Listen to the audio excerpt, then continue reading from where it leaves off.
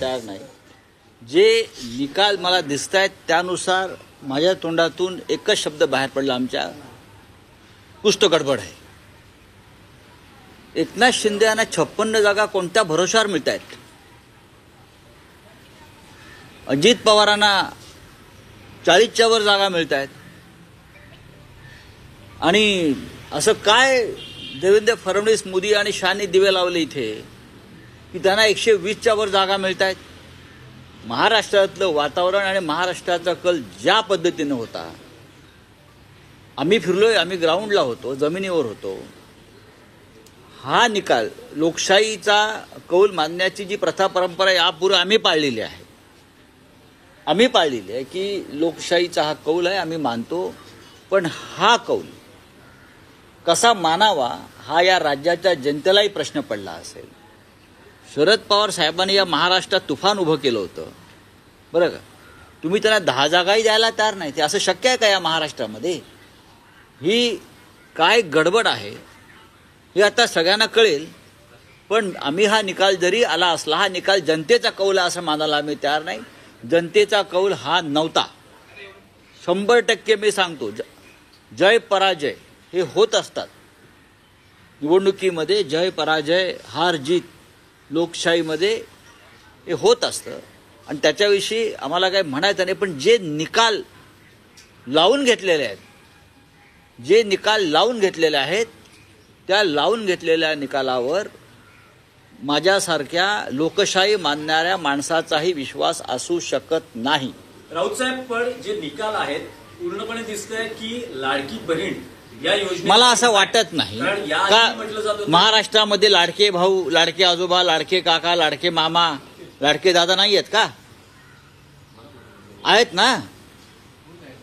मी परत सांगतो की काहीतरी गडबड आहे आणि ही मोठी गडबड आहे. महाराष्ट्रावर अडाणीचं बारीक लक्ष होतं.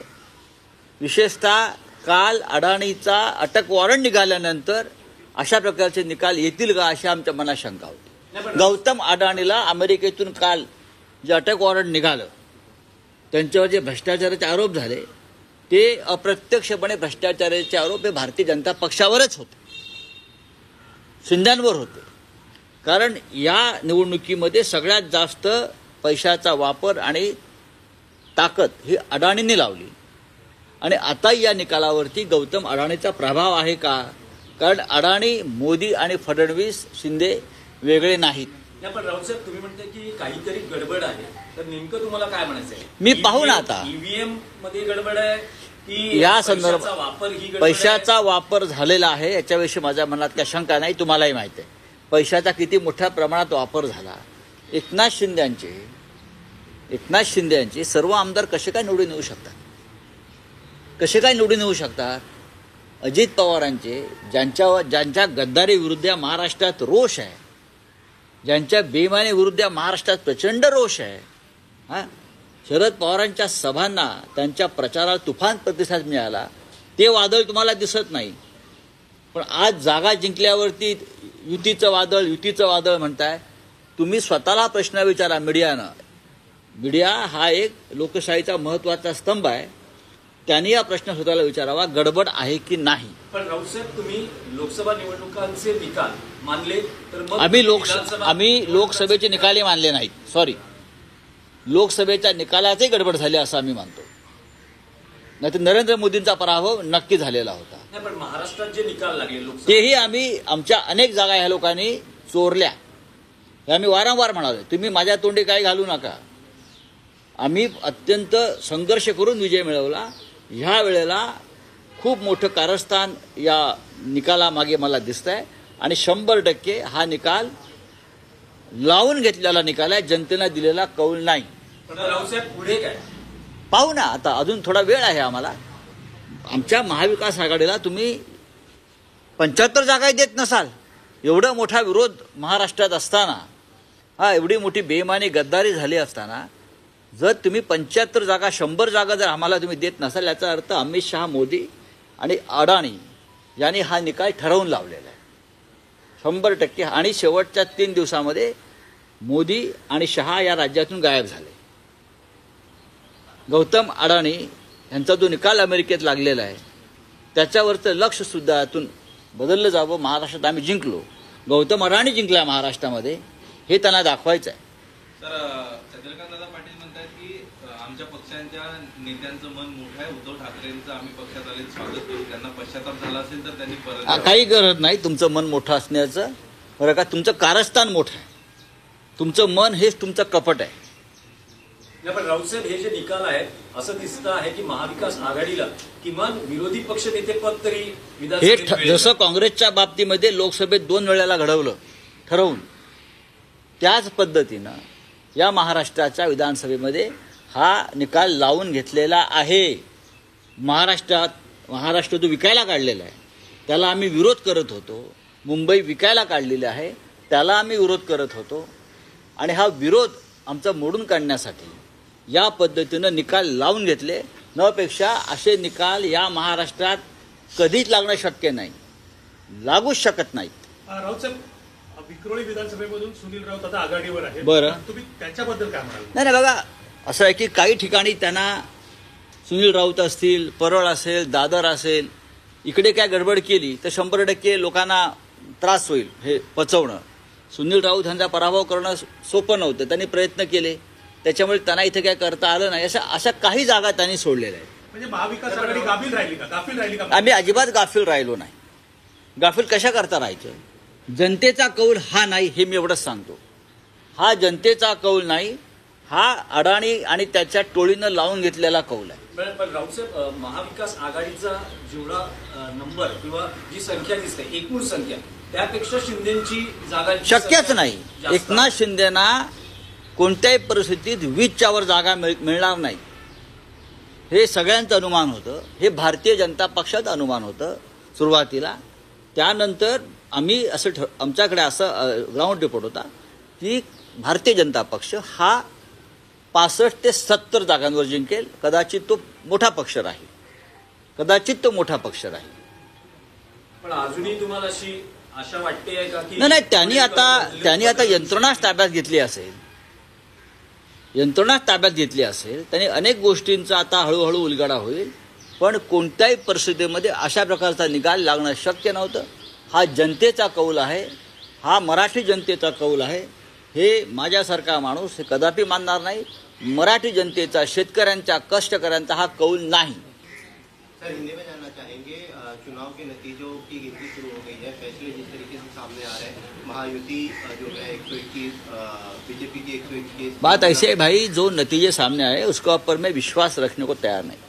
ये जनता का फैसला मानने को तैयार नहीं. हमने महाराष्ट्र की जनता का जो मन है, हमें मालूम था किस दिशा में जा रहा है.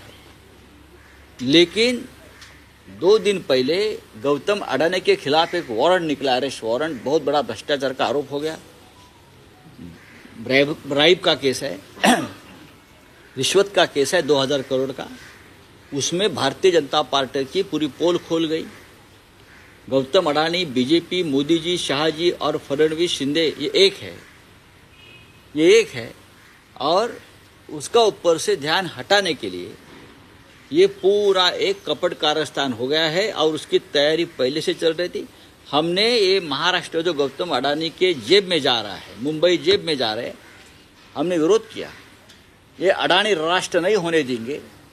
तो इसके लिए इस प्रकार के नतीजे महाराष्ट्र के ऊपर लाद गए हैं. ये जनता का कौल हो ही नहीं सकता.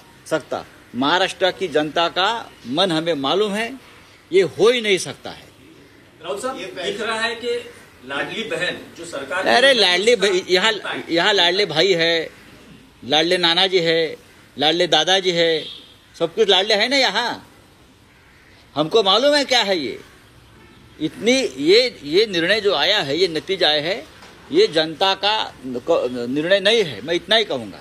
राउत साहब, लेकिन लोकसभा चुनाव के वक्त आपने जो जनता ने कॉल दिया उसको उस वक्त भी हमने कहा था मोदी जी हार गए हैं, लेकिन चाहे महाराष्ट्र हो चाहे और स्टेट में गड़बड़ की है. महाराष्ट्र के नतीजे भी उससे ज़्यादा आने वाले थे अच्छे. हमारी 4 या 5 सीटें लोगों ने चोरी की है, मैं आपको बता रहा हूँ. राउत साहब, अब दिख रहा है कि महाराष्ट्र के विधानसभा में विपक्ष के लिए भी कुछ, मतलब विपक्ष यही लोकसभा के 2 चुनाव में 2014-2019 ने मोदी और शाह ने यही किया था कि विपक्ष का नेता कांग्रेस को नहीं मिलना चाहिए। इस बार भी वही स्ट्रेटेजी महाराष्ट्र में की है कि विधानसभा में कोई विपक्ष का नेता नहीं रहेगा। ये हमेशा बीजेपी की स्ट्रेटेजी रहती है। लेकिन आप कह रहे थे कुछ गड़बड़ है। गड़बड़ तो है। क्या है मतलब अभी छोड़ो, अरे भाई ठहरो, पूरे नतीजे आने तो हम बाद में बात करेंगे ना, क्यों नहीं करेंगे। पैसा तो ऐसा है कि हर चुनाव क्षेत्र में नोटों की मशीन लगाई थी। अरे शिंदे का एक भी उम्मीदवार सिटिंग एमएलए गिरता नहीं, और शिंदे ये बोल रहे थे हमारा एक भी सिटिंग विधायक गिरेगा नहीं। आपको मालूम होगा तो मैं इस्तीफा दूंगा, ऐसा होता है। तर आत्ताच्या कलांवर संजय राऊत यांनी शंका उपस्थित केलेली आहे। आणि आता जाऊया पुढच्या आघाड्यांकडे। मालेगाव बाह्यमध्ये दादा भुसेंनी निर्णायक आघाडी घेतली। 30,190 मतांची दादा भुसे यांच्याकडे आघाडी आहे।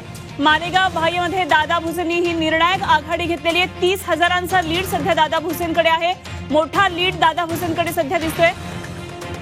अचलपूरमध्ये बच्चू कडू अजूनही पिछाडीवर आहेत। बच्चू कडू पिछाडीवर पुन्हा एकदा 23,000 मतांनी आता बच्चू कडूंकडे ही पिछाडी आहे। प्रवीण तायडे हे भाजपचे उमेदवार त्या ठिकाणी आघाडीवर आहेत। बच्चू कडू पिछाडीवर गेलेत। महाराष्ट्रातल्या निकालांमध्ये कलांमध्ये आपण काही महत्त्वाचे निर्णायक असे कल पाहतोय। महासंग्रामातल्या सगळ्यात महत्त्वाची आणि मोठी बातमी, येवल्यामध्ये छगन भुजबळ आता आघाडीवर आले। 6व्या फेरीमध्ये छगन भुजबळ 7,900 मतांनी आघाडीवर आहेत। येवल्यात छगन भुजबळ यांच्या या लढतीकडे सगळ्यांचं लक्ष लागलेलं आहे। काही वेळापूर्वी पिछाडीवर देखील होते, आता मात्र आघाडी घेतलीये। रवी राणांनी बडनेरामध्ये आघाडी घेतलीये। 7वी फेरी सुरू आहे। रवी राणा 23,000 मतांनी आघाडीवर आहे। मोठा लीड सध्या रवी राणांकडे दिसतोय। महासंग्रामातल्या मोठ्या बातम्या, सुहास कांदेंची आघाडी अजूनही कायम आहे। समीर भुजबळ या ठिकाणी पिछाडीवर आहेत। 6व्या फेरीमध्ये सुहास कांदे 27,645 मतांनी आघाडीवर आहेत। सुहास कांदेंची आघाडी कायम आहे। 27,465 मतांचा हा लीड सुहास कांदेंकडे। एक मोठी बातमी, निकालामध्ये हा उलटफेर, महायुती 217 पार। भाजप 122 जागांवर भाजपनं मुसंडी मारली आहे। शिवसेना 58, राष्ट्रवादी 37 जागांवर आघाडीवर। काँग्रेस केवळ 20, शिवसेना उद्धव बाळासाहेब ठाकरे 19 जागा। महासंग्रामातली सगळ्यात महत्त्वाची आणि मोठी बातमी, निकालामध्ये सध्या मोठे उलटफेर दिसत आहेत। भाजप 122 जागांवर मुसंडी मारताना दिसतोय। सगळ्यात मोठा पक्ष होताना दिसतोय। शिवसेना 58, राष्ट्रवादी 37, राष्ट्रवादी शरदचंद्र पवार गटाकडे केवळ 10 जागांवर आघाडी आहे। महाराष्ट्राचं राजकीय भवितव्य काय हे या चित्रावरून आता स्पष्ट होताना दिसतंय। आणि या क्षणाचं हे महत्त्वाचं चित्र आता आपण पाहूया। महाराष्ट्राच्या या महासंग्रामामधलं राज्याचं राजकारण आता कशा पद्धतीने पुढे जाणार याचं हे चित्र पहा। महासंग्रामामध्ये सगळ्यात महत्त्वाची आणि मोठी बातमी, महायुती 217 पार गेलेली आहे। 200चा आकडा सहजरित्या पार केलाय कलांमध्ये। शिवसेना 56 जागांवर लीडवर आहे। भाजप 118 जागांवर लीडवर आहे। राष्ट्रवादी अजित पवारांकडे 37 जागांचा लीड। राष्ट्रवादी शरदचंद्र पवार पक्षाकडे 11 जागांचा लीड आहे। शिवसेना उद्धव बाळासाहेब ठाकरे पक्षाकडे 19 जागा। काँग्रेसकडे 22 जागांवर केवळ लीड आहे। एकूण 288 मतदारसंघामध्ये काय नेमकं प्रत्येक पक्षाचं स्थान सध्या आहे ते आपण पाहतोय। कलांमध्ये कुठला पक्ष कुठे आहे पाहतोय। कोणाचीही उंच भरारी सुरू आहे। महायुती 217 जागांवर सध्या आघाडीवर आहे। कल पाहतोय आपण। मविया 49 जागा, मघाशी 100 जागांवरून आता थेट अर्ध्यावर आलंय 49 जागा, आणि इतरांकडे आहे 18 जागांवर आघाडी। महाराष्ट्राच्या महासंग्रामातलं सगळ्यात महत्त्वाचं आणि मोठं चित्र आपण या क्षणाचं पाहतोय। महाराष्ट्राचं राजकीय भवितव्य काय आहे हे सांगणारा आजचा दिवस, आणि महायुती 217 पार गेलेली आहे। भाजपने यामध्ये मोठी मुसंडी मारली। 122 जागांवर लीड आहे।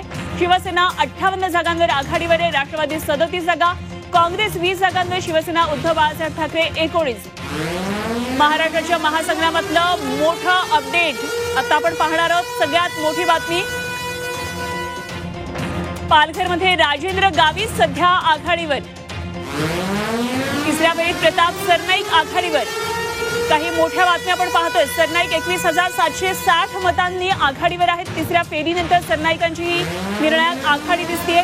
परळीमधून धनंजय मुंडे आघाडीवर आहेत। मोठा लीड धनंजय मुंडे यांच्याकडे प्रत्येक फेरीमध्ये दिसून आलाय। आता आता 35,000 मतांनी ते आघाडीवर आहेत. जालन्यातून अर्जुन खोतकर 1,18,000 मतांनी भाजपची मोठी सध्या सरशी दिसून येते. प्रताप सरनाईक हे आघाडीवर आहेत. तिसऱ्या फेरीमध्ये सरनाईक 21,760 मतांनी आघाडीवर आहेत. तिसऱ्या फेरीत प्रताप सरनाईक हे आघाडीवर आहेत.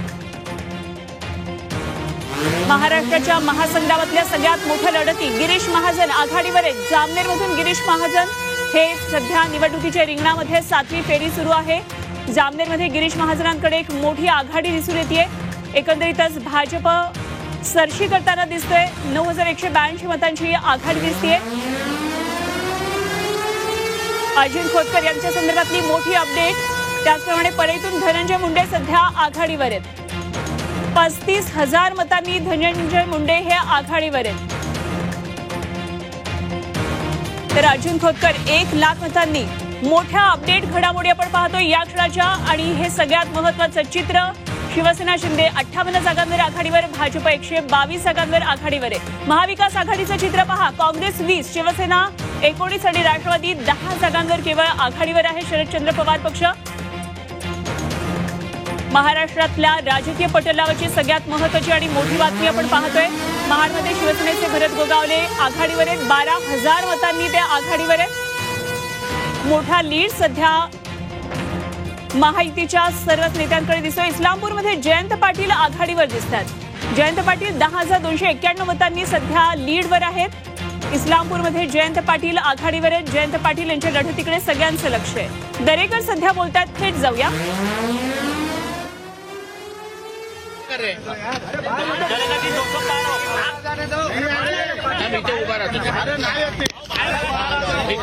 जी 200 पार हो, आप कैसे देखते हो? मला वाटतं आम्हाला अतिशय आनंद आहे. महाराष्ट्राच्या जनतेनं स्विंग म्हणजे 200 पार मेजॉरिटी येईल अशा प्रकारचं चित्र सध्या तरी दिसतंय. आणि मला वाटतं संपूर्ण महाराष्ट्र मोदी साहेबांच्या मागे उभा राहिलाय. ओके. संजय राऊत संपूर्ण महाराष्ट्र देवेंद्र फडणवीस साहेबांच्या मागे उभा राहिलाय आणि त्याच्यामुळं महायुतीला एक प्रचंड असं यश त्या ठिकाणी मिळतंय. आता रडीचा डाव संजय राऊत विरोधी पक्ष खेळायला लागले. या लोकशाहीचा विजय नाही. मला वाटतं लोकशाहीमध्ये आपण पराभव सुद्धा मोठ्या मनानं स्वीकारावा लागतो. कुछ तो गडबड है. संजय राऊत बोल रहे कुछ तो गडबड है. संजय राऊत बोल रहे कुछ तो गडबड है. संजय राऊतला आता पागलच्या दवाखान्यामध्ये ऍडमिट करावं लागेल. आता तरी त्यांनी हवेतनं आकाशातनं जमिनीवर लँड व्हावं. कुठल्याही प्रकारचा ग्राउंडचा अंदाज नाही. कुठल्याही प्रकारे महाराष्ट्राच्या प्रश्नांशी देणं घेणं नाही. विकासावर बोलायचं नाही. केवळ शिव्या, मत्सर, द्वेष, टीका करायची. मला वाटतं शांतपणे महाराष्ट्रातल्या जनतेनं लोकसभेत जी काही चूक किंवा जे काही झालं होतं ते दुरुस्त करून ती खंत मनात होती की मोदी साहेबांना पाठबळ द्यायला आम्ही कुठे कमी पडलो. ते यश महाराष्ट्रातल्या जनतेनं दिलंय.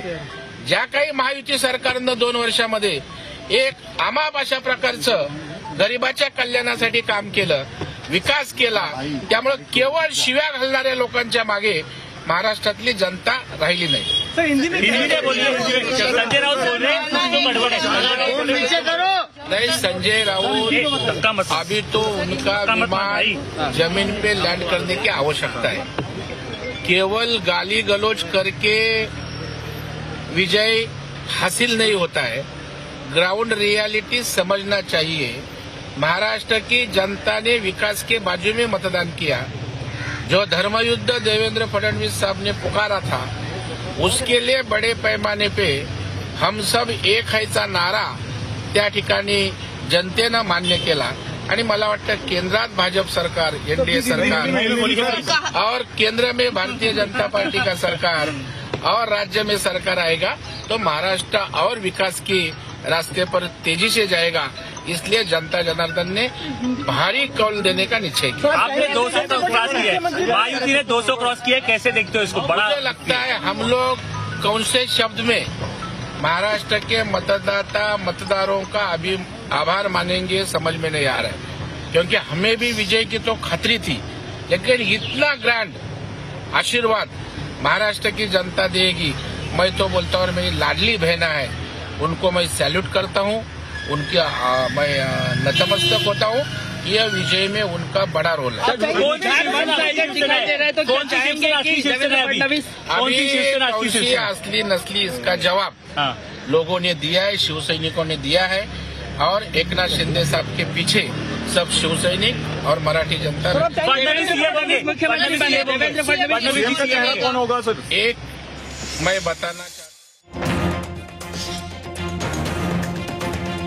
पाहायला मिळतोय महायुती 215च्या पार गेलेली आहे। भाजपने 125 जागांवर मुसंडी मारलेली आहे।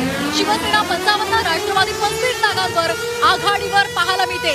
निकालामध्ये मोठा उलटफेर पाहायला मिळतोय। महायुती 215च्या पार गेलेली आहे। भाजप 125 जागांवर आघाडीवर आहे। शिवसेना 55 आणि राष्ट्रवादी 35 जागांवर आघाडीवर आहे। तर काँग्रेस 22, शिवसेना उद्धव बाळासाहेब ठाकरे पक्ष 17 जागांवर आघाडीवर असल्याचं पाहायला मिळतोय।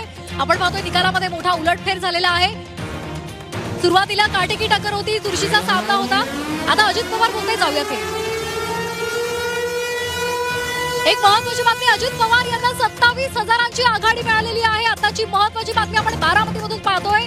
बारामतीकडे सर्वांचं लक्ष लागलेलं आहे। बारामतीमध्ये अजित पवार यांना 27,000ची आघाडी मिळालेली आहे। खरं तर हा सामना युगेंद्र पवार हे खरं तर मैदानात आहेत, मात्र हा सामना अजित पवार विरुद्ध शरद पवार असा आहे। मात्र इथे अजित पवार यांना मोठी आघाडी मिळालेली आहे। 27,000 मतांनी ते आघाडीवर आहेत। आपण आता हे सध्या ग्राफिक्स पाहतोय। महाराष्ट्रामध्ये 288 जागा आहेत। महायुती 215 जागांवर आघाडीवर आहे। महाविकास आघाडी केवळ 52 जागांवर आघाडीवर आहे। तर इतर जे आहेत अपक्ष आणि छोटे पक्ष हे केवळ 20 जागांवर आघाडीवर असल्याचं पाहायला मिळतंय। महाराष्ट्राचा महासंग्राम आपण पाहतोय। क्षणोक्षणीचे अपडेट आम्ही आपल्यापर्यंत पोहोचवतोय। अतिशय वेगवान आणि अचूक अपडेट आपण झी24 तासवर पाहतोय। कणकवलीमधून एक महत्त्वाची बातमी आपण पाहतोय। नितेश राणे आघाडीवर आहेत। नितेश राणे हे 33,000 मतांनी त्यांनी आघाडी घेतलेली आहे। आताची महत्त्वाची बातमी आपण पाहतोय। सिंधुदुर्गमध्ये कणकवलीमध्ये नितेश राणे यांनी मोठी आघाडी घेतलेली आहे। 33,000 मतांनी ते सध्या आघाडीवर आहेत। कोकणामध्ये हा खरं तर राणेंचा मोठा प्रभाव आहे आणि त्या ठिकाणी नितेश राणे हे सध्या आपल्याला आघाडीवर पाहायला मिळत आहेत। 33,000 मतांनी त्यांनी आघाडी घेतलेली आहे। कणकवली मतदारसंघामध्ये नितेश राणे यांनी आघाडी घेतलेली आहे। गेल्या वेळी सुद्धा ते विद्यमान आमदार होते आणि आता त्यांनी 33,000 मतांची आघाडी घेतलेली आहे। भाजपनं मुसंडी मारलेली आहे, महायुतीनं मुसंडी मारलेली आहे। मोठा उलटफेर येवल्यामध्ये काय आहे तर येवल्यामध्ये छगन भुजबळ यांनी 8,700 मतांची आघाडी घेतलेली आहे। 7व्या फेरीमध्ये छगन भुजबळ यांनी आघाडी घेतलेली आहे। 2004 पासून येवल्यामध्ये छगन भुजबळ यांचा प्रभाव आहे। अनेक महत्त्वाची कामं त्यांनी लोकोपयोगी योजना राबवून लोकहिताचे निर्णय घेतलेले आहेत आणि आता आपण पाहतोय छगन भुजबळ यांनी आघाडी घेतलेली आहे। आपण जाणार आहोत माझे प्रतिनिधी संदीप यांच्याकडे। संदीप, आपण बघतोय की उलटफेर मोठ्या प्रमाणामध्ये या सगळ्या कलांमध्ये पाहायला मिळत आहेत। आपण बघतोय शिवसेना 55 जागांवर आघाडीवर आहे। भाजप सर्वात मोठा पक्ष 125 जागांवर आघाडीवर आहे। तर अजित पवारांची राष्ट्रवादी 35 जागांवर आघाडीवर असल्याचं पाहायला मिळत आहे। तर राष्ट्रवादी शरद पवार पक्षाकडे 13 जागांवर आघाडीवर आहे। उद्धव ठाकरे यांच्या पक्षाकडे 17 जागांची आघाडी आहे। तर काँग्रेस आपण बघतोय की 22 जागांवर आघाडीवर असल्याचं पाहायला मिळत आहे। एकूण 288 मतदारसंघांमधले कल आपल्यापर्यंत पोहोचत आहेत।